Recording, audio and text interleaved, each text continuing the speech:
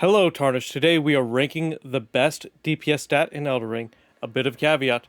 This focuses on the main part of the build, so if a stat is ranked low, it doesn't mean it's an overall bad stat. Rather, it is not the strongest main stat. Any stat in the game can be incredibly powerful and all have a moment where they shine. Before going any further, consider subscribing and dropping a like. This is a small channel, so any help that you can offer would be greatly appreciated. Please don't kill me and enjoy the video. The lowest on the list is dexterity.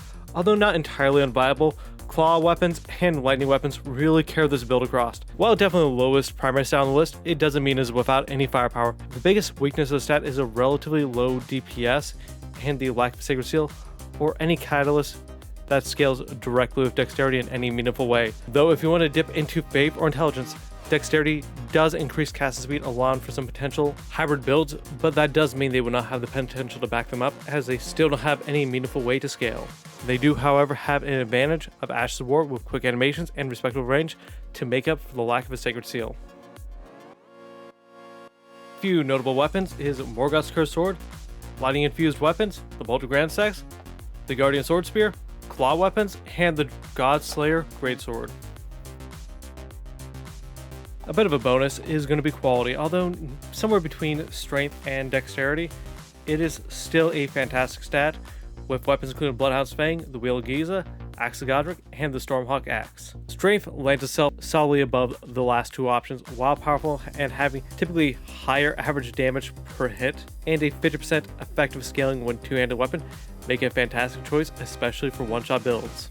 Unlike the two previous options, it has the access to some incredibly powerful incantations, and having a Sacred Seal that scales along with itself, allowing for some incredible levels of versatility, including bonuses to range damage, and the capability of really strong self-healing. Some notable weapons for strength builds include the Rune's Greatsword, the Giant Crusher, the Star Scourge Greatsword, Perlate's Infernal Crozier, the Dragon Halberd, the Beast Claw Sacred Seal, and the Grafted Greatsword. Intelligence lands us onto the number 3 of our list. Now, I know that some people might disagree and rank it much higher, but trust me, it runs into a lot of problems, including the damage variety limitations. While this is still god tier for one-shot setups, similar to strength, it isn't the best in every situation. These limitations kind of bump it below the next two on the list. That doesn't mean it doesn't have some powerful weapons as well. Some incredibly powerful weapons it have include Moonveil, the Dark Moon Greatsword, Lusette's Staff, the Karen Regal Scepter, the Death Poker, the Wing of Estelle, and the Sword of Night and Flame. Arcane lands itself on number 2 on the list, and not too much of a surprise here. Having access to every single damage type and a near monopoly on status effects, on top of that having the strongest seal in the game, this stat synergizes incredibly well with any stat that isn't intelligence. As powerful as it is oppressive, on top of that, most of all, Occult does eclipse Bleed and Keen when it comes to both raw damage and bleed buildup. Some notable arcane weapons include the Rivers of Blood, Moog's Spear, the Reduvia, any occult weapon with bleed, Eleanor's Polearm, the Dragon Communion Seal, the Bloody Helix, the Serpent Bow, and either the Ripple Crescent Halberd or the Ripple Crescent Blade. Now for number 1, I feel like this one's going to be much more controversial, and that is going to be Faith.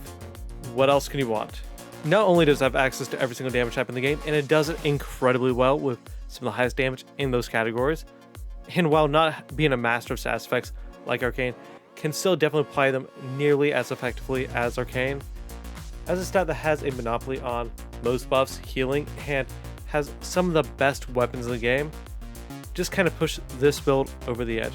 Despite many bosses not having high resistance to holy damage, fire among any other types of damage within their back pocket, just push it to this extreme that push it from something that's usually going to be mid-tier to something that is just fantastic. As it is great in PvP, it is great in PvE, and it is given a lot of leniencies that other stats are just not allowed. Incantations are by far the strongest thing in the game, and they have just a straight up monopoly over it, outside of a little bit of influence from Arcane. Some of the favorite and notable weapons are going to be the Halo Scythe, Marika's Hammer, the Black Knife, the Coated Blade, the Blasphemous Blade, the Golden Order Greatsword, literally any Sacred Seal. Now this list is not to discourage any build or to encourage any buffs to any stats. Elden Ring as a whole is in a very healthy state compared to most games, and it is most a single player game with some PvP elements. Enjoy the game however you want. Just don't let this silly tier list change how you play or perceive the game. Regardless, these builds are nearly all effective as each other, and they all have options and ways to deal with certain threats. In fact, please, please, please, please, please, do not take this as any opinion on what stat actually needs to be buffed. A stat I ranked the lowest, which is dexterity, is a stat that may not be the best primary stat, but it supports so many other stats, everything from arcane, intelligence, and faith, in which that is the only reason why those stats rank so high. And I believe that is fantastic. That should be the case. It gives these meaningful options to certain builds, in which allows for everything to work out in a way that is just perfect. As meaningful options is the reason why Elden Ring is so fun. If everything was the same, or if you had just a perfect optimal build to play the game, then you would not get the same uniqueness we get in PvP and we get within everyone else that plays the game. It's fantastic. It's fun, it's unique. I've played builds in which should not work out in any game, and I've played this game way too many times, and yet I've never gotten bored of it just because the options I've been given. Enjoy the game however you want, because that is what's best for you. I'm going to be signing off. Until next time, have an amazing day.